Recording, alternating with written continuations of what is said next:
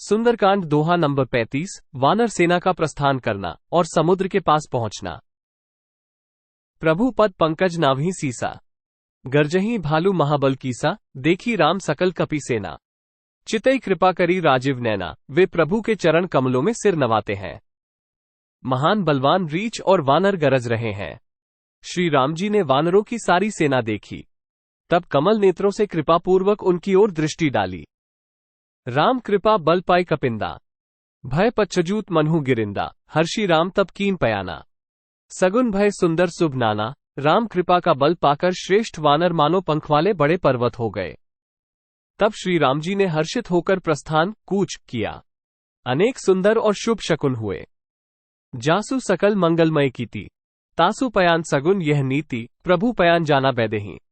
फरकी balm अंग जनु कही देही, जिनकी कीर्ति सब मंगलों से पूर्ण है, उनके प्रस्थान के समय शकुन होना, यह नीति है, लीला की मर्यादा है। प्रभु का प्रस्थान जानकी जी ने भी जान लिया। उनके बाएं अंग फड़क फड़क कर मानो कहे देते थे कि श्री राम जी आ रहे हैं। जोई जोई सगुन जानकी ही होई, असगुन भयउ रावण ही सोई, चला कटकू को बरने पारा। गर्जही बाना भालू अपारा। जानकी जी को जो जो शकुन होते थे, वही वही रावण के लिए अपशकुन हुए। सेना चली, उसका वर्णन कौन कर सकता है। असंख्य वानर और भालू गर्जना कर रहे हैं। नख आयुध गिरी पादपधारी, चले गगन मही इच्छाचारी, केहरीनाथ भालू कपी करही। डगमगाही दिगगज चिक्रही, नख ही जिनके शस्त्र हैं, वे इच्छानुसार सर्वत्र बेरोक टोक चलने वाले रीछ वानर पर्वतों और वृक्षों को धारण किए।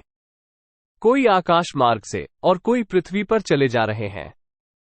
वे सिंह के समान गर्जना कर रहे हैं। उनके चलने और गर्जने से दिशाओं के हाथी विचलित होकर चिंघाड़ रहे हैं। चिक्कर ही दिगगज डोल मही गिरी लोल सागर खर भरे। मन हर्ष सब गंधर्व सुर मुनि नाग किन्नर दुख टरे, कटकठी मरकट बिकट भट बहु कोटि कोटिन धावही। जय राम प्रबल प्रताप कोसलनाथ गुण गन गावही। दिशाओं के हाथी चिंघाड़ने लगे, पृथ्वी डोलने लगी, पर्वत चंचल हो गए, कांपने लगे और समुद्र खलबला उठे। गंधर्व, देवता, मुनि, नाग, किन्नर सब के सब मन में हर्षित हुए कि अब हमारे दुख टल गए। अनेकों करोड़ भयानक वानर योद्धा कटकटा रहे हैं और करोड़ों ही दौड़ रहे हैं। प्रबल प्रताप कोसलनाथ श्री रामचंद्र जी की जय हो, ऐसा पुकारते हुए वे उनके गुण समूहों को गा रहे हैं।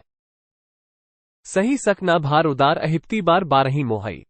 गह दसन पुनि पुनि कमठ पृष्ठ कठोर सो किमी सोहई। रघुबीर रुचिर प्रयाण प्रस्थिति जानी परम सुहावनी। जनु कमठ खर्प सर्पराज सो लिखत अबिचल पावनी। उदार, परम श्रेष्ठ एवं महान सर्पराज शेष जी भी सेना का बोझ नहीं सह सकते। वे बार बार मोहित हो जाते, घबरा जाते हैं और पुनः पुनः कच्छप की कठोर पीठ को दांतों से पकड़ते हैं। ऐसा करते अर्थात बार बार दांतों को गड़ाकर कच्छप की पीठ पर लकीर सी खींचते हुए वे कैसे शोभा दे रहे हैं, मानो श्री रामचंद्र जी की सुंदर प्रस्थान यात्रा को परम सुहावनी जानकर उसकी अचल पवित्र कथा को सर्पराज शेष जी कच्छप की पीठ पर लिख रहे हो।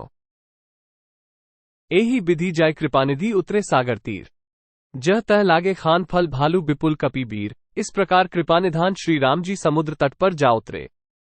अनेकों रीछ वानर वीर जहां तहां फल खाने लगे।